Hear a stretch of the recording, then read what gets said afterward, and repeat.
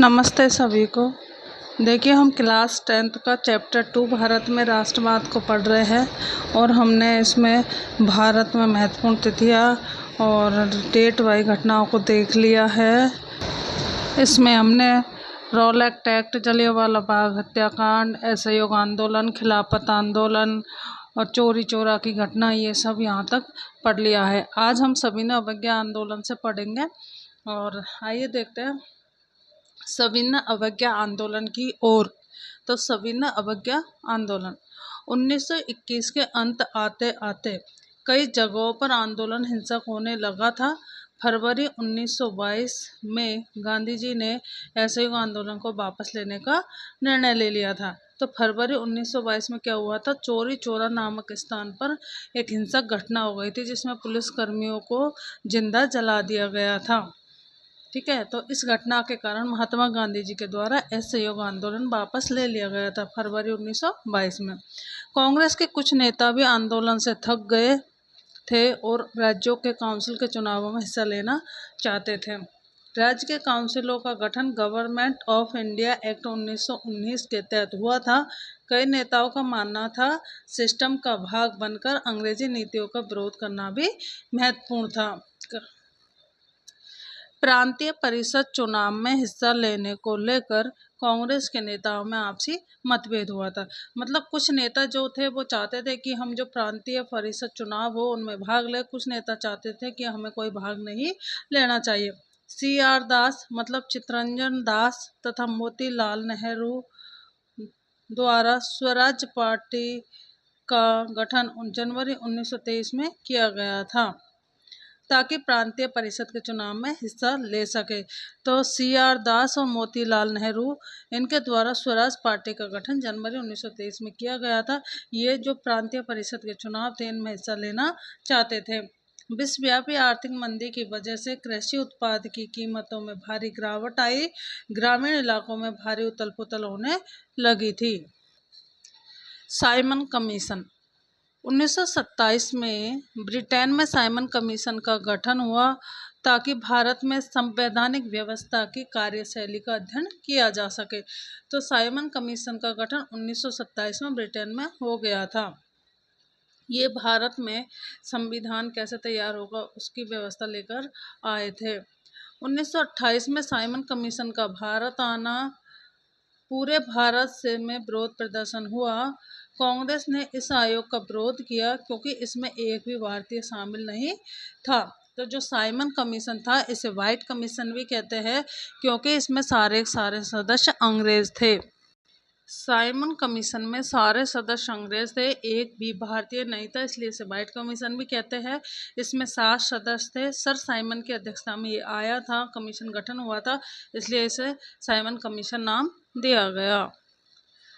दिसंबर 1929 में जवाहरलाल नेहरू की अध्यक्षता में कांग्रेस का लाहौर अधिवेशन हुआ था। इसमें पूर्ण स्वराज के संकल्प को पारित किया गया था।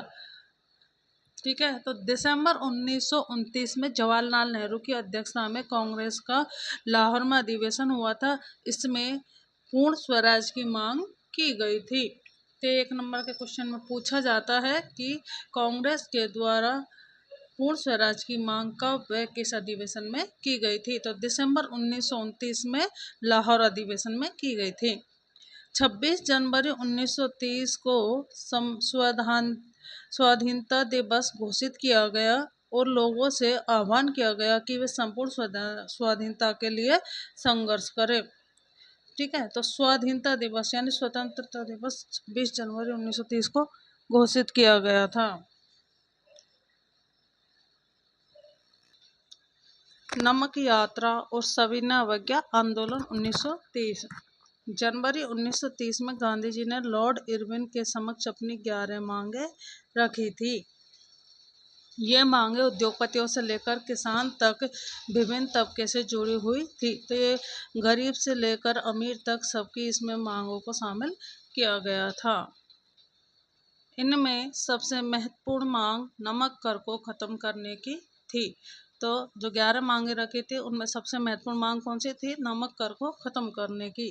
लॉर्ड इरविन इनमें से किसी भी मांग को मानने के लिए तैयार नहीं थे। तो जो 11 मांगे रखी थी, और जब उस टाइम भारत के वायसराय लॉर्ड इरविन थे, वो किसी भी मांग को मानने के लिए तैयार नहीं थे। 12 मार्च 1930 को महात्मा गांधी द्वारा नमक यात्रा की शुरुआत की गई थी। तो 12 मार्च 1930 को गांधी जी ने नमक यात्रा शुरू की थी। 6 अप्रैल 1930 को नमक बनाकर नमक कानून का उल्लंघन किया। यह घटना सविनय अवज्ञा आंदोलन की शुरुआत थी। तो किस घटना से सविनय अवज्ञा आंदोलन की शुरुआत होती है? तो नमक कानून तोड़ने से। ठीक है। तो 12 मार्च 1930 को महात्मा गांधी जी ने नमक यात्रा शुरू की थी और 6 अप्रैल 1930 को नमक बना करके नमक कानून तोड़ा था, और यहीं से सविनय अवज्ञा आंदोलन की शुरुआत होती है। गांधी इरविन समझौते की विशेषताएं। 5 मई 1931 ईस्वी को गांधी इरविन समझौता हुआ था। तो गांधी इरविन समझौता कब हुआ था? 5 मई 1931 को गांधी इरविन समझौता हुआ था। सविनय अवज्ञा आंदोलन स्थगित कर दिया गया था। जो 5 मई 1931 को गांधी इरविन समझौता हुआ था, इसमें जो है सविनय अवज्ञा आंदोलन को स्थगित कर दिया गया था। सॉरी दोस्तों, ये 5 मार्च है। ठीक है, 5 मई नहीं है, 5 मार्च 1931 ईस्वी को गांधी इरविन समझौता हुआ था। सविनय अवज्ञा आंदोलन स्थगित कर दिया गया था। तो गांधी इरविन समझौता जब हो गया था तो सविनय अवज्ञा आंदोलन स्थगित कर दिया गया था। पुलिस द्वारा किए गए अत्याचारों की निष्पक्ष जांच की जाए और नमक पर लगाए गए सभी कर हटाए जाए। आंदोलन में किसने भाग लिया? देश के विभिन्न हिस्सों में सविनय अवज्ञा आंदोलन लागू हो गया। गांधी जी ने साबरमती आश्रम से दांडी तक अपने अनुयायियों के साथ सविनय अवज्ञा आंदोलन शुरू किया था। तो आंदोलन में किसने भाग लिया था? सविनय अवज्ञा। देश के विभिन्न हिस्सों में सविनय अवज्ञा आंदोलन लागू हो गया था और गांधी जी ने साबरमती आश्रम से दांडी तक अपने अनुयायियों के साथ सविनय अवज्ञा आंदोलन की शुरुआत की थी। ग्रामीण इलाकों में गुजरात के अमीर पाटीदार और उत्तर प्रदेश के जाट आंदोलन में सक्रिय थे। चूंकि अमीर समुदाय व्यापार अवसाद और गिरती कीमतों से बहुत प्रभावित थे, वे सविनय अवज्ञा आंदोलन को सह समर्थक बन गए थे।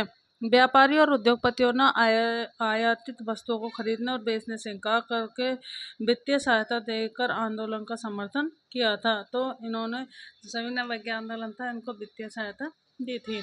नागपुर क्षेत्र के औद्योगिक श्रमिक वर्ग ने सविनय अवज्ञा आंदोलन में भी भाग लिया।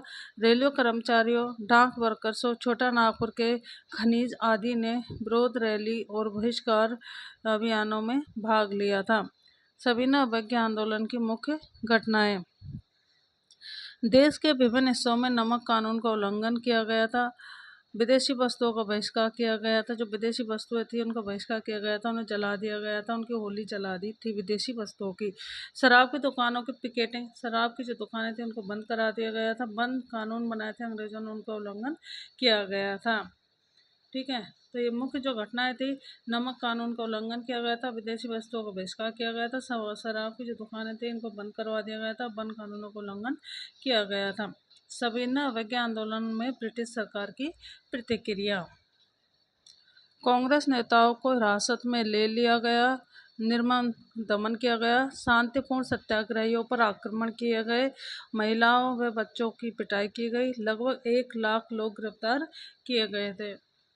धन्यवाद दोस्तों, वीडियो काफ़ी बड़ा हो जाएगा इसलिए आज इतना ही करते हैं, बाकी का बाद में अपलोड करेंगे। और अगर कुछ समझ में आता है तो अपने दोस्तों के साथ शेयर कीजिए, लाइक कीजिए, कमेंट कीजिए, चैनल को सब्सक्राइब कीजिए। धन्यवाद।